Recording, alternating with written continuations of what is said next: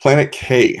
Bubbles are a thing. Bubbles are a thing with my little ones. Bubbles are a thing still with my older ones. Bubbles are a thing with me. You go to Disney or whatever theme park, they got the bubble wands, bubbles, bubbles, bubbles, bubbles everywhere.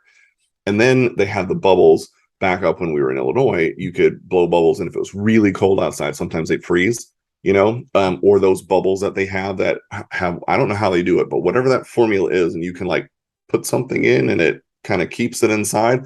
And so that fascinated me on this. And my kids, specifically my younger ones today too, they're all into the bubble wands, the bubble cannon, the thing that shoots a billion zillion bubbles. Well, what if there was a planet that this liquid kind of formulated on, right? Bubblinium.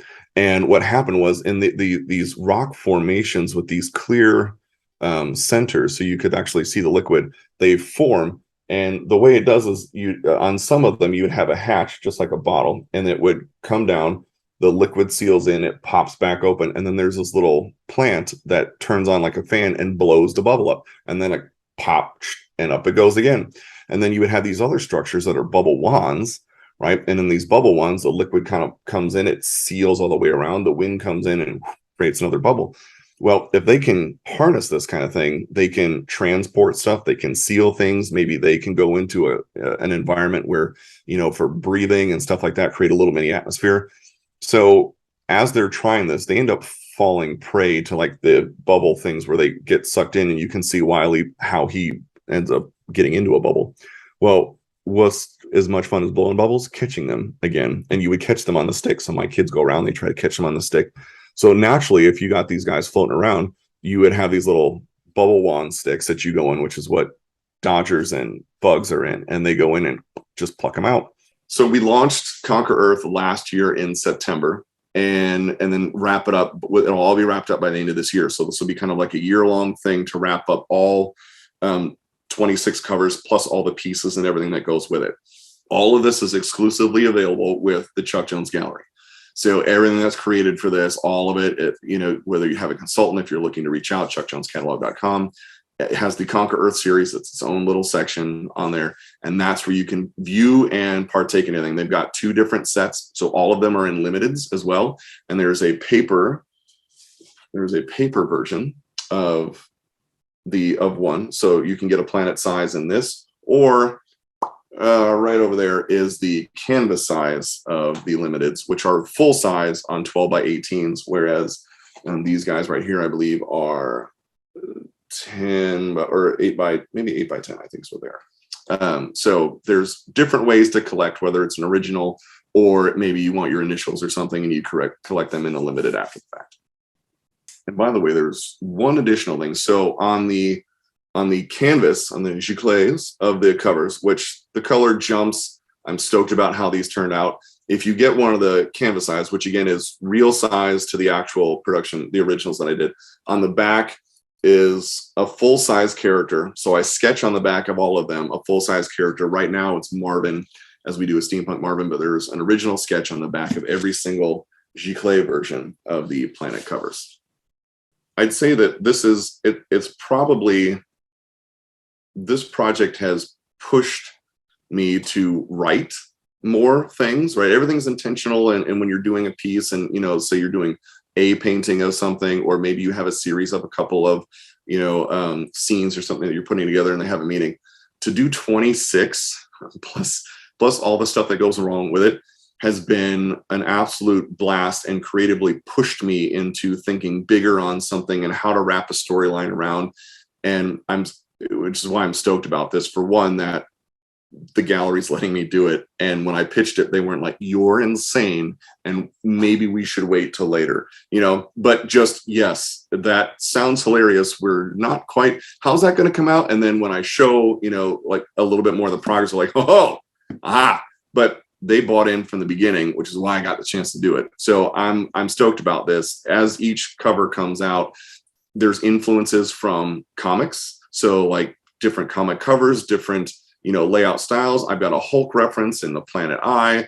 There's a Thor reference coming up in a planet that might have one of my initials in it, stuff like that. So I'm stoked to be able to pour myself into this series and then watch how it comes out. And I've loved everybody's reaction to this. There's custom pins that go along. So in a part of not only collecting the pieces, depending on which you get, an original, a limited, whether it's the G-Clay or the limited edition print, I did pins of all the hats and helmets. So there's one, I've got canines over here too, all 7. So all 7 come in a pin, right? And the collector pins are available with the Conquer Earth series. So anybody that picks up, depending on which kind they pick up, there's how many pins do you get with one, choose your own pins kind of stuff. And I love pins. I love collector pins. I'll put them everywhere, right? So I wanted to do something as a fan myself of doing these things. That like, what would I want if I got something like this? If there was a series like, what would I want? I want a pin. That's cool to me. And the reaction I've gotten from people is phenomenal. So collector pins, collector things, this whole idea of this art of book afterwards. And then I do believe that the paper versions of these, when you get these there's a collector box we're working on and how that comes together in a portfolio. So that's exciting as well. I've had the question of, is there more in-depth to the planets? Is there more coming with steampunk stuff after, whether it's after the series? And the answer is yes. I plan on exploring more with this. It's been a big hit. I think almost all of the pieces so far, the originals are collected, and then they've got APs and signed numbers that have been flying out the door. So there's a storyline behind all this, and it's in that homage of Chuck's storytelling, right? And I don't want to just do a piece to do a piece.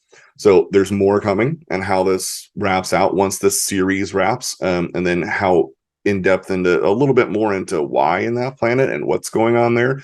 And then after that, I mean, how many other characters do we have? Quite a few. What could happen? All kinds of things. So more to come from the Steampunk series.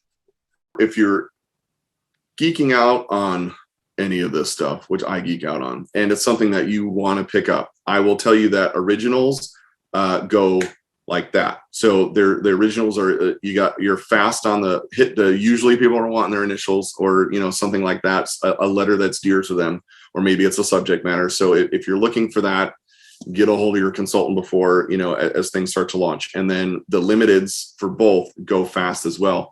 So it's kind of one of those things that if you find the letter combinations that you like, or something that appeals to you, hop on it with the gallery. And that's all at chuckjonescatalog.com, that you can see all of the current releases, and then get a hold of your consultants, as they will be able to help fulfill that for you. And then all the little perks and stuff that come with it. And again, my name is Ben Olson. I am an artist with the Chuck Jones Gallery. I am a fellow nerd and purveyor of all these wonderful things, Chuck Jones, and just so grateful to be a part of this whole show.